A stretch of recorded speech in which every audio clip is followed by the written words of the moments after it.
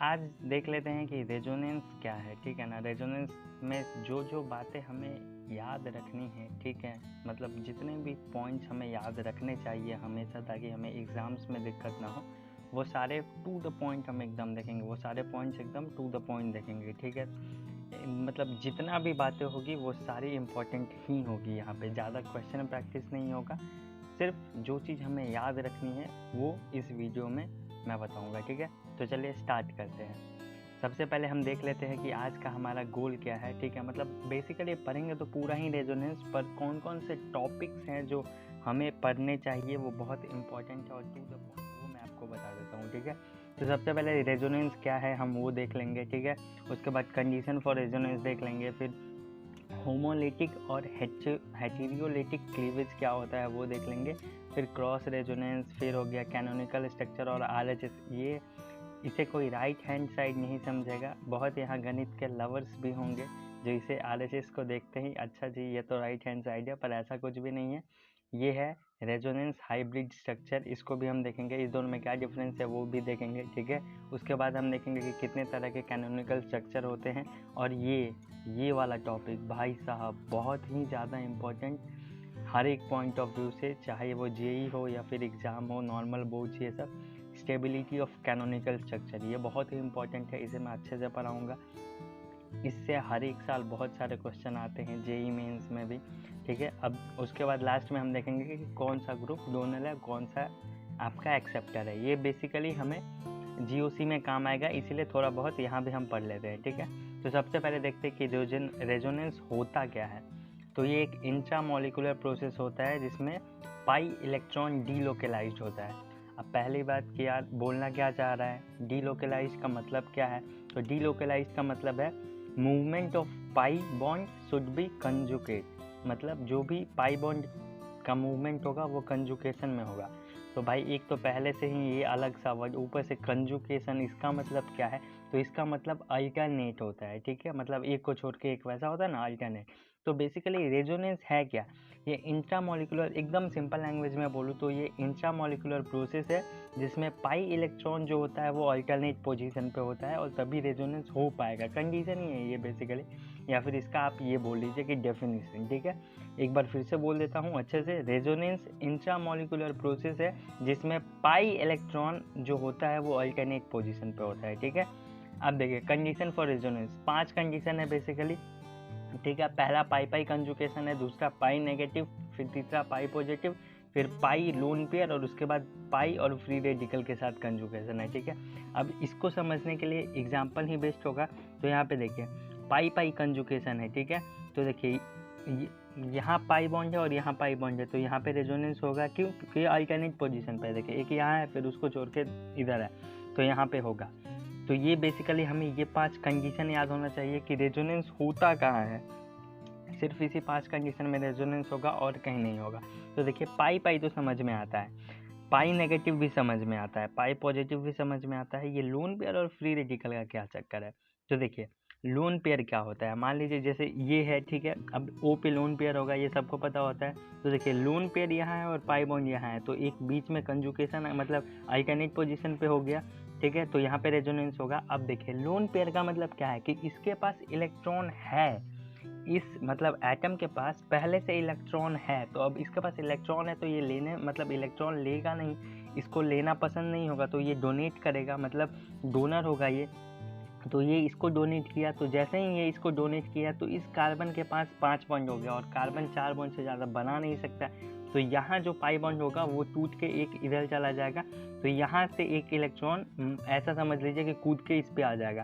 तो यहाँ से इलेक्ट्रॉन आया है, मतलब ये जो कार्बन है वो इलेक्ट्रॉन रिच हुआ है, तो यहाँ पे इलेक्ट्रॉन रिच हुआ है तो एक नेगेटिव चार्ज आ जाएगा। और देखिए ये जब लोन पेयर इसको गया है ना, तो इसके पास ये था, मान लीजिए इसके पास इलेक्ट्रॉन था, अब इसने दे दिया तो इसके पास अब नहीं है, तो इस पर पॉजिटिव चार्ज आ जाएगा।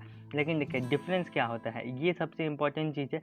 जब लोन पेयर डोनेट, ये दोनों डोनरी ग्रुप होता है, जब लोन पेयर हो इसका मतलब भी इसके पास इलेक्ट्रॉन है, और ये भी अगर नेगेटिव चार्ज हो किसी एटम पे उसका मतलब भी वही होता है कि उसके पास इलेक्ट्रॉन ज़्यादा है। ठीक है, तो वो अब लेगा नहीं, वो देने में विश्वास करेगा, तो वो डोनर होगा। ठीक है, तो ये जब देता है ना किसी को, ये जब डोनेट करता है अपना इलेक्ट्रॉन, तो इस पे पॉजिटिव चार्ज आता है। मतलब जब भी आपका ये लोन पेयर डोनेट करता है तो उस पर पॉजिटिव चार्ज आता है, पर जब भी नेगेटिव चार्ज अपना इलेक्ट्रॉन डोनेट करता है तो उस पर कोई भी चार्ज नहीं आता है, वो न्यूट्रल हो जाता है। जैसे यहाँ पाई नेगेटिव चार्ज में आप देख सकते हैं, यहाँ पे नेगेटिव चार्ज है, ठीक है, यहाँ पे पाई बॉन्ड है तो होगा मतलब रेजोनेंस होगा।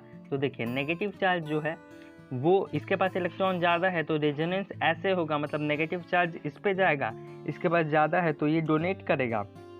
तो ये डोनेट किया तो देखिए इस पर कोई भी चार्ज नहीं आया, और यहाँ पे फिर इस कार्बन, ये वाला कार्बन 5 बॉन्ड बना लेगा, तो मतलब वो बना नहीं सकता है। तो जैसे ही ये डोनेट करके इस पे आएगा तो यहाँ वाला जो ये जो बॉन्ड होगा वो टूट के इलेक्ट्रॉन यहाँ पे आ जाएगा। तो इलेक्ट्रॉन रिच हुआ है तो नेगेटिव आएगा, पर ये जो नेगेटिव डोनेट किया है ना तो वहाँ पे कोई भी चार्ज का सिंबल नहीं होगा। लेकिन जब भी लोन पेयर डोनेट करता है तो उस पर पॉजिटिव चार्ज आ जाता है, ठीक है। इतना चीज़ हमें याद रखना है। अब देखिए फ्री रेडिकल क्या होता है। फ्री रेडिकल के बारे में बेसिकली आपको थोड़ा सा समझना पड़ेगा, होमोलेटिक और हेटेरोलेटिक क्लीवेज क्या होता है। पहले तो देखिए नॉर्मल चीज़ क्या है, अगर दो मतलब कोई एक ऐसा बॉन्ड है जो सेम एटम को जोड़े हुए हैं तो उसको होमोलेटिक बॉन्ड बोलेंगे। क्यों? क्योंकि सेम एटम को जोड़े हुए हैं। ये वही बात है जैसे हम बचपन से पढ़ते आ रहे हैं कि होमोजीनियस मिक्सचर क्या होता है, हेटेरोजीनियस मिक्सचर क्या होता है। तो होमो मतलब सेम कुछ होता है, तो और हेटेरो मतलब कुछ तो उसमें कांड हुआ होगा, मतलब कुछ तो डिफरेंट होगा, अनइवन होगा। तो वही है, यहाँ देखिए सेम है तो होमोलेटिक बॉन्ड, और यहाँ अलग अलग एटम है, ए और बी अलग अलग हो गया तो ये हो गया आपका हेटेरोलेटिक बॉन्ड, ठीक है। जैसे आप HCl में देख लीजिए, ये हेटेरोलेटिक बॉन्ड है। क्यों? क्योंकि यहाँ पे एक H का मतलब एक H एटम हाइड्रोजन एटम है और एक क्लोरीन एटम है, तो ये हेटेरोलेटिक बॉन्ड है, ठीक है। अब ये पता हो गया। अब बेसिकली मैं आपको बताना चाह रहा था कि फ्री रेडिकल कब आता है। फ्री रेडिकल हमेशा उसी वक्त आएगा जब सेम एटम का बॉन्ड टूटेगा। देखिए ये सेम हाइड्रोजन एटम है, इसका बॉन्ड टूटेगा तो देखिए ये जो एरो ऐसे मैं दिखाया हूँ उसको बेसिकली हुक फिश एरो बोलते हैं। क्यों? अभी थोड़ी देर में मैं बताता हूँ। देखिए ये सेम एटम है, मतलब इसका इलेक्ट्रोनेगेटिविटी सेम होगा तो बॉन्ड टूटेगा, इलेक्ट्रोनेगेटिविटी भी सेम है तो इलेक्ट्रॉन इवनली डिस्ट्रीब्यूट होगा, मतलब जितना इस पे आएगा उतना ही इस पे आएगा।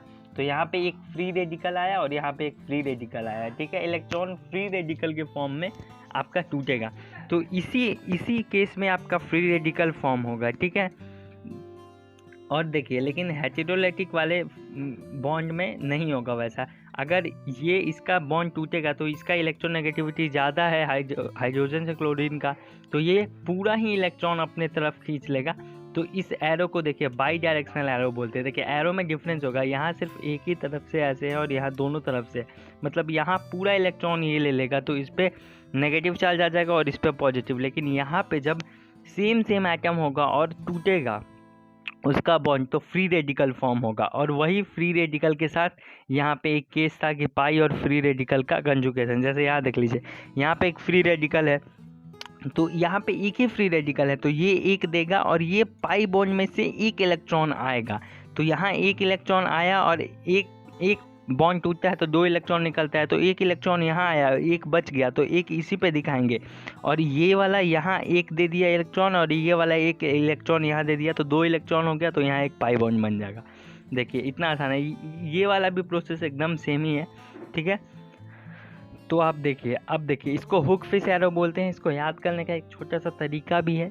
देखिए जब आपने देखा होगा जो मछली पकड़ने वाले होते हैं जो नदी के किनारे बैठ के पकड़ते हैं तो उनका भी एरो मतलब कुछ हद तक ऐसा ही दिखता है। देखिए जिससे ये मछली पकड़ते हैं, अगर मछली इसको यहाँ पे कुछ डालते हैं खाने वाने के लिए और उसको अगर मछली एक बार खाने के लालच में आ गए तो फंस जाती है, तो उसी मतलब वैसे ही आप याद कर सकते हैं कि इसका नाम है हुक फिश एरो। वैसा ही दिखता है और ये बाई डायरेक्शनल एरो है, मतलब एक ही डायरेक्शन में होगा इसका एरो, ठीक है। इसको बोलते हैं होमोलेटिक क्लीवेज। देखिए होमोलेटिक क्लीवेज इसको बोलते हैं और इसको बोलते हैं हेटेरोलेटिक क्लीवेज, ठीक है। अलग अलग एटम, यहाँ पे सेम एटम। होप आपको समझ में आया होगा। अब चले नेक्स्ट टॉपिक में चलते हैं। वैसे उसका एग्जाम्पल भी एक हम देख सकते हैं या फिर कैनोनिकल स्ट्रक्चर ही देखते हैं, ठीक है। इसका एग्जाम्पल तो मैंने आपको यहाँ बता ही दिया था, ये वाला, ठीक है। अब कैनोनिकल स्ट्रक्चर देखते हैं कि कैनोनिकल स्ट्रक्चर क्या होता है और रेजोनेंस हाइब्रिड स्ट्रक्चर क्या होता है। तो मान लीजिए कि ये कोई ये कोई ग्रुप था, ठीक है, और मतलब ये कोई कंपाउंड है, ठीक है, और इसका हमें रेजोनेंस करवाना है, ठीक है। तो देखिए यहाँ पे ये जो पाई बॉन्ड होगा और ये पाई बॉन्ड ये कंजुगेशन में है, तो देखिए रेजोनेंस ऐसे होगा। ऐसे क्यों नहीं होगा? क्योंकि देखिए कार्बन के ऊपर जो है ना ऑक्सीजन, उसका इलेक्ट्रोनेगेटिविटी ज़्यादा है, इसीलिए इस तरफ से होगा। वरना बहुत लोग सोच सकते थे कि यार ऐसे भी तो हो सकता है कि ये वाला यहाँ आ जाए, मतलब ये पाई बॉन्ड इसको दे दे और ये पाई बॉन्ड यहाँ चला जाए, पर वैसा नहीं होगा। ऑक्सीजन का इलेक्ट्रोनेगेटिविटी ज़्यादा है तो वो अपनी तरफ इलेक्ट्रॉन को खींचेगा, इसीलिए ये वाला, अगर ये वाला बॉन्ड टूट के जाएगा तो इस पर नेगेटिव चार्ज आ जाएगा और ये इस पे देगा, तो यहाँ इस वाले कार्बन पे एक पॉजिटिव चार्ज आ जाएगा, देख सकते हैं आप यहाँ पे।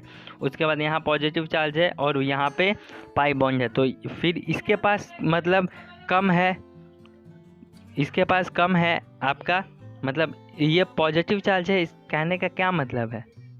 कम है तो ऑब्वियसली ये अभी डोनेट नहीं कर सकता, तो ये एक्सेप्ट करेगा, तो यहाँ पे जो पाई बॉन्ड है वो इस पे चला जाएगा, मतलब वो टूट के इस पे चला जाएगा। तो यहाँ पे देखिए यहाँ पे तो हो जाएगा पर ये डेफिशिएंट हो जाएगा, तो यहाँ पे पॉजिटिव चार्ज और यहाँ पे पाई बॉन्ड आ जाएगा, ठीक है। तो ये हो गया आपका कैनोनिकल स्ट्रक्चर। जितना भी स्ट्रक्चर आप ऐसे बना सकते हैं, ठीक है, कैनोनिकल स्ट्रक्चर। और रेजोनेंस हाइब्रिड स्ट्रक्चर क्या होता है कि ये सारे स्ट्रक्चर को एक ही स्ट्रक्चर में बना देना, ठीक है। तो देखिए पहले, और जो चीज़ इसमें परमानेंट है ना उसको अच्छे से लिखना, और जो नहीं है उसको मतलब डॉट डॉट से दिखाना। तो देखिए ये सारा स्ट्रक्चर बना दिया, मतलब ये तीनों में होना चाहिए वो परमानेंट उसी को। जैसे देखिए यहाँ पे जो एक ये है ये वाला बॉन्ड, तो वो परमानेंट है, सब में एक एक बॉन्ड, तो मतलब एक मतलब इसको क्या बोलते हैं? इसको बोलते हैं पाई बॉन्ड। ये पाई बॉन्ड है और ये जो नॉर्मल है ये सिग्मा बॉन्ड है। तो ये सिग्मा बॉन्ड तो सब में ही होगा, सब में होगा तो वो सब में मतलब डार्क कलर से दिखाया हुआ है।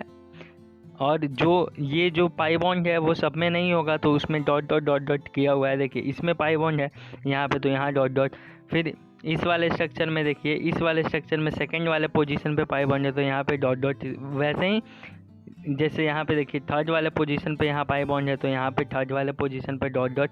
वैसे ही करके जितना भी पोजीशन है और जो भी चार्ज है, अगर मान लीजिए यहाँ पे पॉजिटिव चार्ज है, मतलब यहाँ पे पॉजिटिव चार्ज है, तो यहाँ डेल्टा पॉजिटिव लिखा है। क्यों? क्योंकि ये सब जगह नहीं है।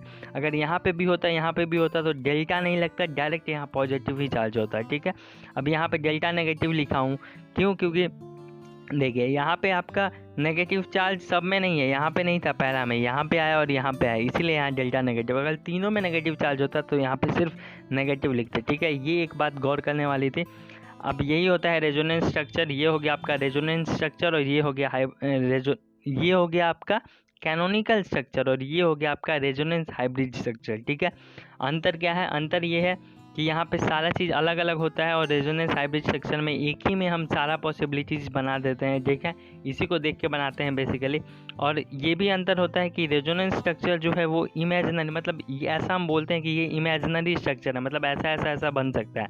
पर ये जो स्ट्रक्चर है ये रियल स्ट्रक्चर है। कहने का मतलब कि कोई भी स्ट्रक्चर बनेगा तो इसमें से ही, मतलब इसी का प्रोबेबिलिटी में से एक होगा। जैसे देखिए हम ये सबको देख के ही ये बना है, तो ऑब्वियसली इसमें से कोई भी होगा वो इससे हम बना सकते हैं इसको देख के, मतलब इस ये वाले प्रोबेबिलिटी में ये होगा कि इसमें वो स्ट्रक्चर होगा ही होगा, ठीक है। अब चलिए हम देखते हैं कि क्रॉस रेजोनेंस क्या होता है। देखिए जब एक ही कंडीशन हो ना, मतलब मान लीजिए ये क्वेश्चन है, ठीक है, और आपसे पूछ दिया कि मतलब आपसे पूछ दिया कि इसका RHS बनाइए या कुछ भी, तो यहाँ पे क्रॉस रेजोनेंस लगेगा। क्यों? क्योंकि देखिए यहाँ पॉजिटिव चार्ज है और यहाँ पे पाई बॉन्ड है, तो ये कंजुगेशन में है। यहाँ पे देखिए पाई बॉन्ड है और यहाँ पे पॉजिटिव चार्ज है, तो ये भी कंजुगेशन में है, मतलब दोनों तरफ से है। तो अब किधर करें किधर ना करें, तो सिर्फ आप इधर ही से करेंगे तो इधर वाला छूट जाएगा, तो दोनों तरफ से होगा। देखिए पहला केस मैंने क्या बनाया कि इसको, ये वाला पाई बॉन्ड है वो इसको अपना इलेक्ट्रॉन देगा, तो देखिए यहाँ पे पॉजिटिव चार्ज हो जाएगा और यहाँ पे डबल बॉन्ड आ जाएगा, तो ये ख़त्म हो गया। अब इसके आगे आप कुछ नहीं बना सकते। तो एक इधर साइड से हो गया, एक इधर साइड से। देखिए इधर साइड से ये वाला जब पाई बॉन्ड यहाँ पे आएगा, ये वाला पाई बॉन्ड यहाँ पे आएगा, तो यहाँ पे पॉजिटिव चार्ज गायब और यहाँ पे डेफिशिएंट हो जाएगा। फिर यहाँ पे डेफिशिएंट है तो ये वाला पाई बॉन्ड यहाँ जाएगा, फिर देखिए तो यहाँ पे डेफिशिएंट हो जाएगा और यहाँ पे पाई बॉन्ड आ जाएगा। तो ये इधर से भी आपको काम कर रहा है और इधर से भी, मतलब जब एक ही स्ट्रक्चर में दो तरफ से रेजोनेंस हो सकता हो, वहाँ पे लगता है क्रॉस रेजोनेंस, और उसी को बोलते हैं क्रॉस रेजोनेंस। ठीक है, अब चलिए हम देख लेते हैं आपका ये वाला कैनोनिकल स्ट्रक्चर कितने टाइप के होते हैं। बेसिकली 2 टाइप के होते हैं। ठीक है, हम ये देख लेते हैं। इक्विवेलेंट कैनोनिकल स्ट्रक्चर होते हैं और नॉन इक्विवेलेंट।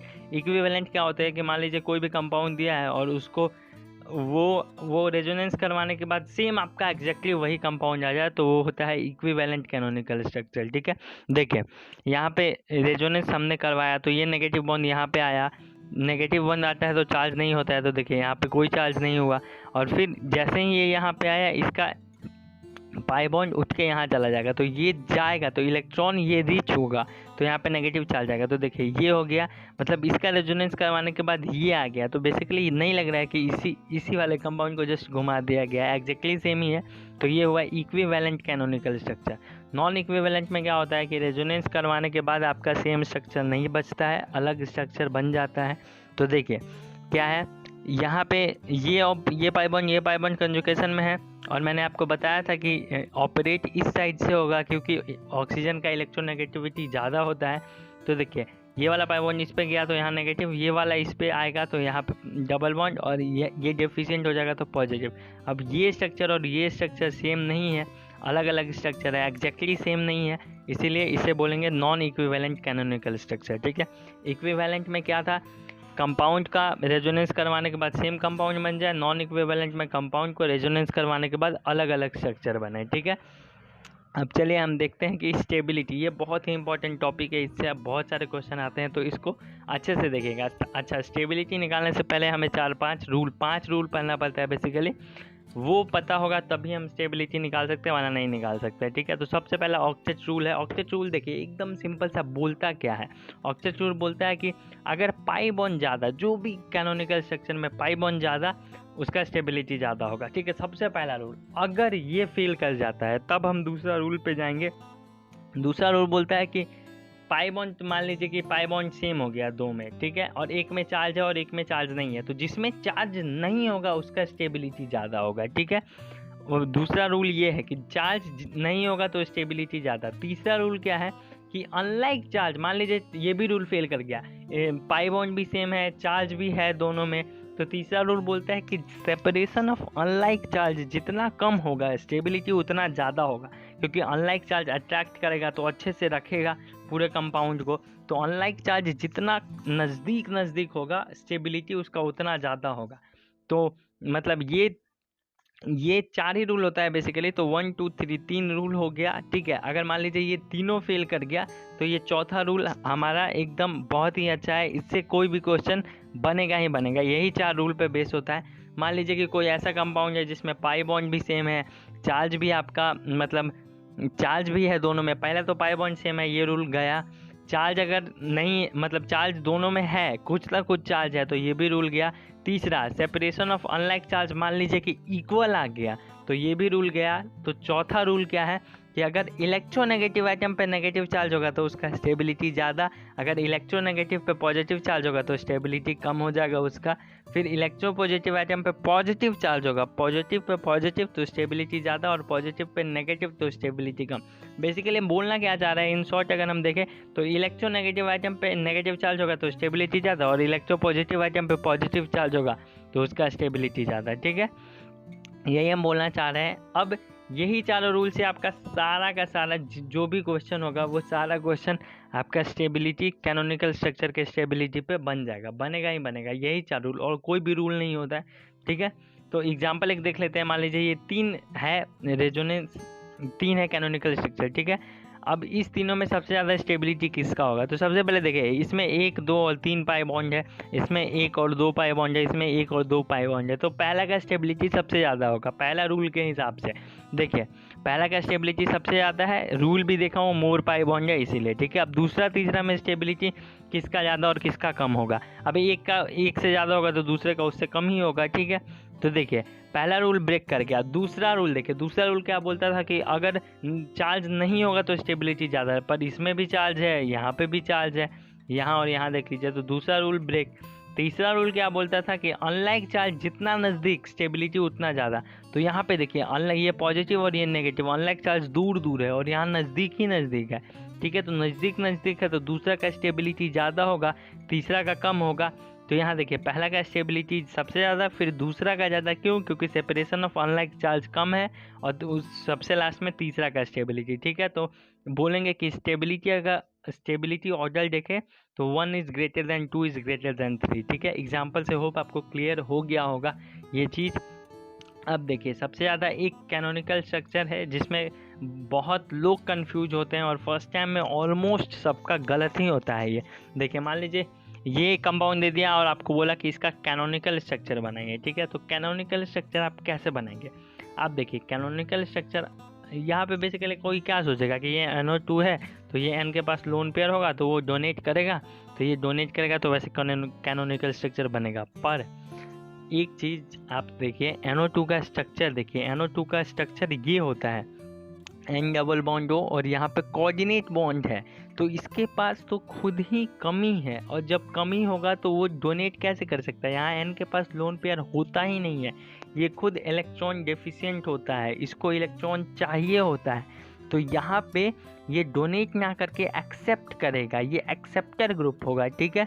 तो ये एक्सेप्ट करेगा तो ये यहाँ जो पाई बॉन्ड है उससे ये इलेक्ट्रॉन लेगा, और लेगा तो यहाँ पे पॉजिटिव चार्ज, क्योंकि ये कार्बन डेफिशिएंट हो जाएगा तो पॉजिटिव चार्ज होगा, और इस तरह से पूरा आपका कैनोनिकल स्ट्रक्चर प्रोसीड करेगा, ठीक है। और इसका RHS ऑब्वियसली ऐसा बनेगा, क्योंकि देखिए ये सारा कैसे होगा, ये वाला पाई बॉन्ड फिर इसको देगा, फिर ये वाला पाई बॉन्ड इसको जब देगा तो ये वाला कार्बन पॉजिटिव हो जाएगा, मतलब डेफिशिएंट हो जाएगा इलेक्ट्रॉन, फिर ये वाला इसको देगा, फिर वैसे ही घूम के आएगा, फिर लास्ट में वैसा ही बन जाएगा, मतलब जैसा ये स्ट्रक्चर था वैसा ही बन जाएगा बेसिकली। तो इसका RHS क्या होगा पूरा, और डेल्टा पॉजिटिव किस किस पोजीशन पे आया है?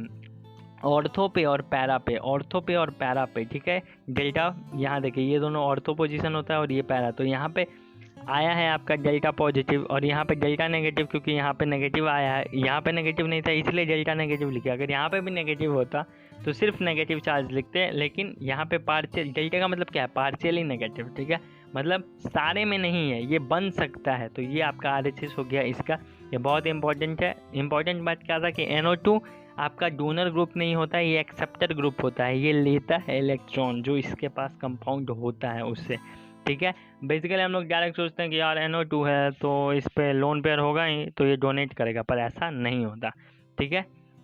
चलिए अब हम देखते हैं एक्सेप्टर कौन होता है और डोनर कौन। अब देखिए जो भी एटम पे अगर नेगेटिव चार्ज हो, नेगेटिव चार्ज मतलब उस पर इलेक्ट्रॉन ज़्यादा है, और इलेक्ट्रॉन ज़्यादा है तो वो डोनेट करने में विश्वास करेगा। मान लीजिए आपके पास पैसा, अब आप लालची इंसान नहीं है, आपके पास पैसा ज़्यादा है तो आप गरीबों में दान करने का सोचेंगे, है ना। तो इसके पास भी इलेक्ट्रॉन ज़्यादा है तो ये डोनेट करेगा, और डोनेट करेगा तो ये हो गया आपका डोनर ग्रुप, ठीक है। और आप इसको पहचानेंगे कैसे? मान लीजिए कोई भी कंपाउंड है, आप बेंजीन से कनेक्ट कर दीजिए, ऐसा सोचिए कि बेंजीन से वो कनेक्टेड है तो क्या होगा, तो इसके पास इलेक्ट्रॉन देखिए O नेगेटिव इलेक्ट्रॉन ज़्यादा है तो ये डोनेट कर देगा बेंजीन को, बेंजीन वाले ग्रुप को, तो ये डोनेट करेगा, ठीक है। और वैसे प्रोसीजर होगा सिंपल, आप याद रखिए कोई भी आइटम पर नेगेटिव चार्ज तो डोनर होगा, ठीक है। अब NH2 है, NH2 तो यहाँ N पे लोन पेयर होगा, ठीक है, लोन पेयर होगा तो लोन पेयर भी डोनेट करता है। मैंने आपको स्टार्टिंग में बताया था कि नेगेटिव चार्ज और लोन पेयर हो तो दोनों डोनेट करता है। अंतर क्या होता है? लोन पेयर डोनेट करता है तो पॉजिटिव चार्ज आता है, लोन पेयर अगर नेगेटिव चार्ज डोनेट करता है तो उस पर पॉजिटिव चार्ज नहीं आता है, ठीक है। तो यहाँ पे देखिए लोन पेयर है तो ये डोनेट करेगा, तो ये भी डोनर ग्रुप हो गया आपका। बेंजीन से बेसिकली आप कनेक्ट करके देख लीजिए, ठीक है। अब देखिए COOH है तो ठीक है, ये COOH है तो देखिए C के ऊपर ज़्यादा इलेक्ट्रोनेगेटिव है, यहाँ तो रेजोनेंस होगा। अब बेंजीन के साथ कनेक्ट करा है तो ऑब्वियसली होगा, तो यहाँ का जो यहाँ पाई बॉन्ड होगा वो इस पे जाएगा, और इसका जो बॉन्ड होगा वो इस पे चला जाएगा, क्योंकि इस पे 5 बॉन्ड हो जाएगा तो ये संभाल नहीं पाएगा, तो यहाँ पे जाएगा तो नेगेटिव, मतलब ये वो देखिए जो भी बेंजीन के साथ ऊपर कार्बन कनेक्ट होना जब भी, और उसके बगल वाला मतलब उसके ऊपर वाला या साइड वाला जो भी अगर ज़्यादा इलेक्ट्रोनेगेटिव आइटम हो तो वो हमेशा इलेक्ट्रॉन खींच लेगा, आप ऐसा सोचिए। तो ये आपका हो जाएगा एक्सेप्टर ग्रुप, ये आपका बेंजीन से इलेक्ट्रॉन ले रहा है क्योंकि यहाँ से ये इलेक्ट्रॉन खींच रहा है ऑक्सीजन अपनी तरफ, क्योंकि ये ज़्यादा इलेक्ट्रोनेगेटिव है, तो ये एक्सेप्टर ग्रुप हो गया, ठीक है। अब सेम आप देख लीजिए CONH2 है तो यहाँ पे देखिए यहाँ फिर कार्बन के ऊपर मोर इलेक्ट्रोनेगेटिव है तो ये अपनी ओर खींच लेगा, आप ऐसा ही समझिए, सिर्फ अपनी ओर खींच लेगा। अब ये जैसे खींचा तो ये कार्बन अपने नीचे वाले से लेगा और लिया, इसका मतलब क्या है कि ये एक्सेप्टर है, ठीक है। फिर नेक्स्ट देखिए Cn है तो सी के बगल वाला फिर नाइट्रोजन, ये ज़्यादा इलेक्ट्रोनेगेटिव है तो ये यहाँ से यहाँ से खींच लेगा, ठीक है, अपनी तरफ इलेक्ट्रॉन। तो ये खींचा तो ये डेफिशिएंट हो गया, तो ये अपने नीचे वाले से ले लेगा। बहुत लोग ऐसा भी सोच सकते थे कि यार यहाँ भी पाई बॉन्ड है तो ऐसे रेजोनेंस क्यों नहीं होगा। मैंने आपको शुरू में भी बताया था कि ऑक्सीजन ज़्यादा इलेक्ट्रोनेगेटिव है तो उसकी ओर चला जाता है। सेम वैसा ही वही कंसेप्ट है कि ये ज़्यादा इलेक्ट्रोनेगेटिव है तो ये अपनी तरफ खींच लेगा इलेक्ट्रॉन। अब ये खींचा तो कार्बन अपने नीचे वाले से लेके अपना मतलब बैलेंस नहीं खोएगा, तो ये भी एक्सेप्टर ग्रुप हो गया, ठीक है। अब देखिए ये COH जो भी है, COH, COOH, CHO, CN, CONH2 जो भी है, CO, CH3, ये सारा एक्सेप्टर है क्योंकि ये सारे पे O ऊपर कनेक्ट होगा और वो ज़्यादा इलेक्ट्रोनेगेटिव होगा तो अपनी ओर खींच लेगा, ठीक है। अब वैसे ही देखिए जिस पे भी नेगेटिव चार्ज होता है वो सारा डोनर ग्रुप होता है। जैसे ये नेगेटिव चार्ज तो ये सारा डोनेट करेगा अपना, तो ये सारा डोनर होता है, ठीक है। आप कन्फ्यूजन हो रहा है बेंजीन से कनेक्ट करिए और सोचिए, एकदम सिंपल है, ठीक है। फिर यहाँ पे जितना भी लोन पेयर होता है सारा डोनर होता है, क्योंकि लोन पेयर और नेगेटिव चार्ज का मतलब क्या है कि उसके पास इलेक्ट्रॉन ज़्यादा है तो वो डोनेट करेगा, ठीक है। फिर आप देखिए जितना भी पॉजिटिव चार्ज है तो इसके पास इलेक्ट्रॉन कम है तो ये इलेक्ट्रॉन लेने में विश्वास करेगा, तो ये इलेक्ट्रॉन लेगा। क्योंकि अगर मान लीजिए आपके पास पैसा पहले से कम है तो आप कर्जा किसी को दे तो नहीं सकते ना, कर्जा ले सकते हैं। तो सेम वही है कि इसके पास इलेक्ट्रॉन कम है तो ये देगा थोड़ी, ये लेगा, अगर ये लेगा तो ये एक्सेप्टर ग्रुप होगा, ठीक है। और आप देखिए लास्ट में मैं आपसे एक सिंपल सा क्वेश्चन पूछ रहा हूँ कि NO2 क्या है, ये डोनर है या एक्सेप्टर है। थोड़ी देर पहले मैंने आपको एक इम्पॉर्टेंट क्वेश्चन बोला था कि ये इम्पॉर्टेंट क्वेश्चन है, इसको आप याद रखिएगा। सेम उसी से क्वेश्चन है, आप सिंपली बताइए कि ये डोनर है या एक्सेप्टर है। वीडियो पॉज कीजिए, सोचिए और फिर मैं आपको आंसर बता रहा हूँ। वीडियो पॉज कीजिए, चलिए बताता हूँ मैं आपको आंसर। देखिए ये आपका होगा एक्सेप्टर ग्रुप। क्यों? क्योंकि मैंने आपको बताया ही था यहाँ पे कोऑर्डिनेट बॉन्ड होता है। नॉर्मल लोग क्या सोचेंगे कि एन के पास लोन पेयर है, अच्छा ये डोनेट कर देगा तो ये डोनर होगा। नहीं, यहाँ पे एन के पास लोन पेयर होता ही नहीं है। ये देखिए ये एक्सेप्टर ग्रुप है क्योंकि यहाँ कोऑर्डिनेट बॉन्ड फॉर्म होता है, ठीक है। तो ये वाला इसके पास खुद इलेक्ट्रॉन कम है, ये ऑक्सीजन के पास, तो ये वाला आपको इससे लेगा और ये वाला इसे इलेक्ट्रॉन लेगा और इसके नीचे वाला से ये लेगा ताकि ये नॉर्मल हो जाए, ठीक है। तो ये एक्सेप्टर ग्रुप होता है, ना कि ये डोनर। ऐसा कोई सोच रहा होगा, फर्स्ट टाइम में मैंने भी ऐसा सोचा था कि यार एन है, लोन पेयर है तो ठीक है ये डोनेट करेगा तो डोनर। ये कंसेप्ट एकदम गलत है, ऐसा नहीं होगा। और ये वाला जो कंसेप्ट मैंने आपको बताया ये हमेशा सी वाले के लिए आप यूज कीजिएगा कि सी के ऊपर मतलब कार्बन के ऊपर अगर ज़्यादा इलेक्ट्रोनेगेटिव चार्ज है तो वो एक्सेप्टर होगा क्योंकि वो अपनी तरफ इलेक्ट्रॉन खींच लेगा। आपको यहाँ ऐसा नहीं सोचिएगा कि यार एन है, एन के ऊपर ज़्यादा इलेक्ट्रोनेगेटिव चार्ज है तो वो खींच लेगा, ऐसा नहीं है। यहाँ ओ के पास पहले से ही इलेक्ट्रॉन कम है और इलेक्ट्रॉन कम है तो ये ले रहा है, ठीक है। इलेक्ट्रॉन कम है इसीलिए ये ले रहा है, और ये इससे लिया तो नाइट्रोजन का संतुलन मतलब बिगड़ने लगा तो ये अपने नीचे वाले से लेगा, और ये जैसे ही इससे लिया तो ये एक्सेप्टर ग्रुप बन गया, ठीक है। तो हो मैंने ऑलमोस्ट सारा पॉइंट बता ही दिया है आपको। तो होप आपको आज का वीडियो अच्छा लगा होगा, सारा समझ में आया होगा, और इतने ही पॉइंट्स है जो आपको याद रहें तो आपको रेजोनेंस टॉपिक में तो दिक्कत नहीं होगा, ठीक है। और बेसिकली सबसे ज़्यादा इम्पोर्टेंट टॉपिक आपका वही था, ये वाला टॉपिक। मैंने आपको शुरू में ही बताया था कि मतलब स्टेबिलिटी लिखना सबसे ज़्यादा इम्पोर्टेंट है। ये टॉपिक आपका सबसे ज़्यादा इम्पोर्टेंट था, इससे हर एक साल बहुत ही क्वेश्चन आते हैं, ठीक है। आप इसको नोट कर लीजिए, स्क्रीनशॉट ले लीजिए। ये टॉपिक आपको आता है तो आपको रेजोनेंस में हमेशा कॉन्फिडेंस होगा, ठीक है। और इसका GOC में भी बहुत यूज होता है, ये सब का डोनर एक्सेप्टर क्या क्या। तो ये लेक्चर मतलब जो भी चीज़ मैं बताया हूँ सारा टू द पॉइंट है और वो सारा चीज़ याद होना चाहिए आपको, ठीक है। तो होप आपको ये वीडियो अच्छा लगा होगा। मिलते हैं आपसे नेक्स्ट वीडियो में।